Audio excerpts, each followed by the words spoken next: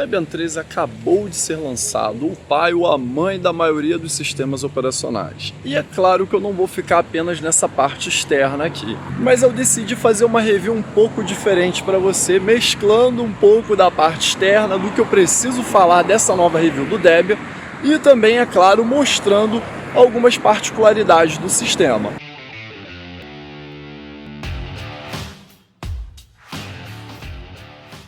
Pois então, Debian 13 chegou, repleto de novidades. Esse codinome Trixie, né, se dá por uma personagem ali do filme Toy Story. Se você não reparou ainda, as versões do Debian são referentes a personagens do filme Toy Story. E mais uma novidadezinha. Toy Story é um filme da Pixar, que por sua vez pertenceu ao Steve Jobs, e quando ela foi adquirida pela Disney, né, tornou o Steve Jobs a pessoa física maior acionista da Disney. Mas voltando aqui para o Debian, o Debian é considerado o pai ou a mãe da maioria dos sistemas operacionais, Linux, né? Pai do Ubuntu, OS, Linux Mint, por aí vai. E você conhece a origem, como ele surgiu? O nome Debian, na verdade, é uma mistura do nome Debra, que era a ex-esposa do Ian Murdoch, um alemão que criou essa distribuição Linux, que acaba se tornando um sistema universal, que possui até versão com outros kernels, ou já possuiu com o kernel FreeBSD e também com o kernel Hurd, aquele kernel da Fundação do Software Livre, né?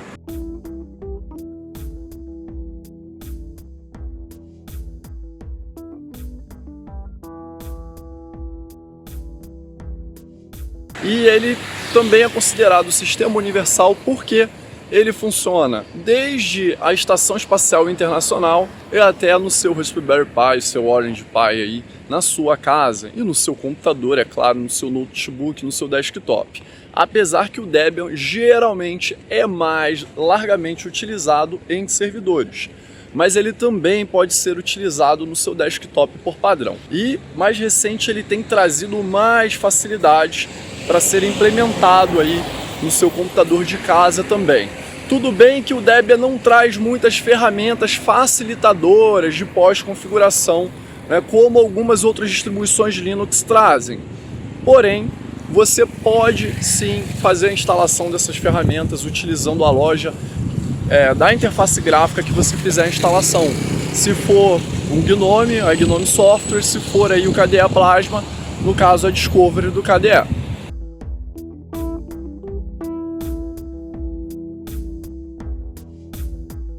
Bom, e essa versão do Debian traz o kernel Linux na versão 6.12, que possui suporte e atualizações até 2026. Essa versão do kernel Linux 6.12 trouxe diversas melhorias para o chipset Intel e também para a GPU AMD.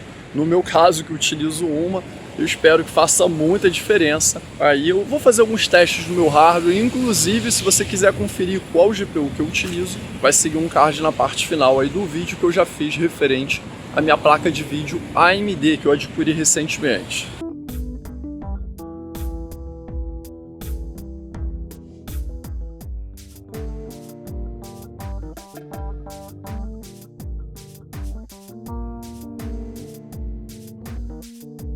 Bom, o Debian possui suporte a uma gama enorme de arquiteturas, principalmente RISC-V 64 bits, que está sendo introduzido com mais força nessas últimas versões aí do Debian. Agora, apesar de ter suporte a tantas arquiteturas, a equipe do Debian está abandonando o suporte à arquitetura 32 bits. Inclusive tem um bug aí, assim como teve o bug do milênio, né? Tem um ano ali, acho que é 2038, que os sistemas 32 bits não vão conseguir virar o calendário a partir de então, e aí eles voltam para 1º de janeiro de 1900. Bom, então a equipe do Debian já está abandonando o suporte a 32 bits por essa questão, porque muitos servidores utilizam Debian e não seria legal você ter um bug em massa aí.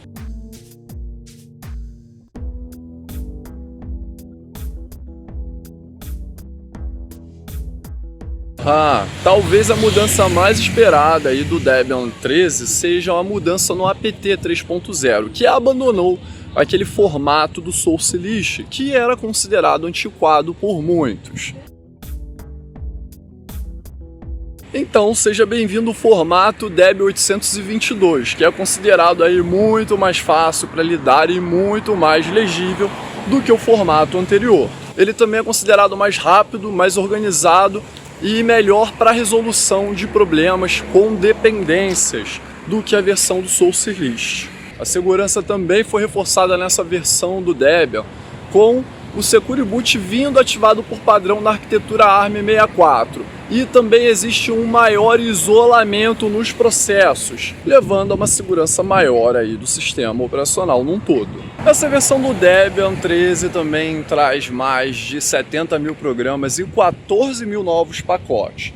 E apesar dele ser reconhecido pela sua estabilidade, muitos confundem essa questão da estabilidade. Na verdade, significa que o Debian não vai ficar mudando as versões dos seus pacotes, dos seus programas, das suas bibliotecas tão rapidamente como outros sistemas.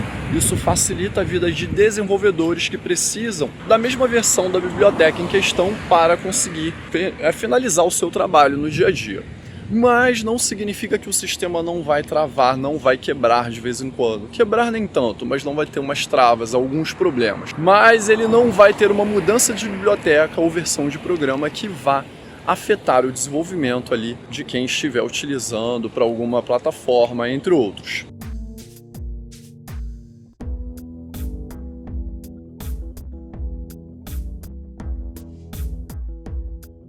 Bom, apesar do Debian ser conhecido pela estabilidade, entre outros, recentemente foi corrigido um pacote que estava com um bug bem problemático, na verdade um tradutor chinês, que também era disponibilizado para funcionar com outros idiomas, mas que estava com um bug de que na versão com Xorg ele tinha a possibilidade de mostrar tudo que você clicasse na sua área de trabalho com o mouse. Tudo mesmo, até uma senha. Até um login que você não poderia mostrar, e apenas da versão com Xorg que isso acontecia. Na versão com Wayland não, pois o Wayland separa mais os processos e gera uma segurança maior no sistema. Olha, tudo bem que a equipe do Debian faz um excelente trabalho de curadoria, tem inclusive um robô que fica verificando as versões dos programas, testando questão de bugs, entre outros, pois nenhum programa com um bug e um problema severo é aprovado para as versões estáveis do Debian. Só que, caso você queira utilizar o Debian como sistema padrão, você vai ter que recorrer aos Flatpaks. E é lógico que os Flatpaks, o FlatHub, não tem uma excelente curadoria. Inclusive teve um problema um tempo atrás com a equipe do Fedora, que eles empacotaram o próprio OBS Studio, só que o OBS que eles empacotaram estava com um problema. Isso gerou diversas discussões, até uma ameaça de processo ali da equipe do OBS para com a equipe do Fedora, para remover aquele fork e tudo mais. Mas acontece que a gente tem de fato uma demora para verificação de pacotes ali no FlatHub. Porém, você pode, digamos que, resolver essa questão utilizando um programa como o Flatc. Através dele você consegue gerenciar todas as permissões dos Flatpaks ali no seu sistema, evitando que um Flatpak tenha uma permissão a mais e possa ser utilizada aí de uma maneira maliciosa. Mas é claro, se você quiser utilizar o Debian como seu sistema padrão, também recomendo que você utilize a versão instável, não estável, não stable. Por quê? Você vai ter ali como se fosse um sistema rolling release, né? Tendo atualizações mais constantes, porém não tão constantes como um Fedora, como um Arch Linux, por exemplo, tendo um sistema mais jovem, sem muitos bugs. Então, escolha a versão unstable, que você não terá dores de cabeça. Mas se a versão estável casar bem com o seu hardware, não tiver problemas de incompatibilidade, pois às vezes pode ter a falta de um firmware, alguma coisa, né? Nem sempre todo hardware funciona bem com o Debian estável, aí você usa a versão instável sem problema. Mas se tiver compatibilidade, usa a versão normalmente, recorra aos Flatpaks, faz a gestão utilizando o FlatSeal e seja feliz numa boa.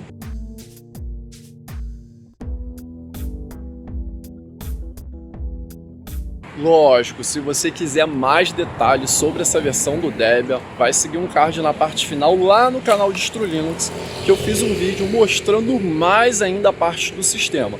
Porque aqui no Hacker Linux vai ficar mais a parte de mostrar alguns programas, uns vídeos externos assim falando de algumas tecnologias Linux, open source, mostrando um navegador, entre outras coisas. Mas por lá você vai ter acesso às novidades e tudo mais que eu fiz aí a respeito dessa nova versão. Agora, se você me pergunta se o Debian 13 é para você, bom, se você quer um sistema que não dê quase problema nenhum, dificilmente você vai ter um problema de quebra, o Debian com certeza será uma excelente opção para você. Só verificar se a versão estável ou a versão unstable, né?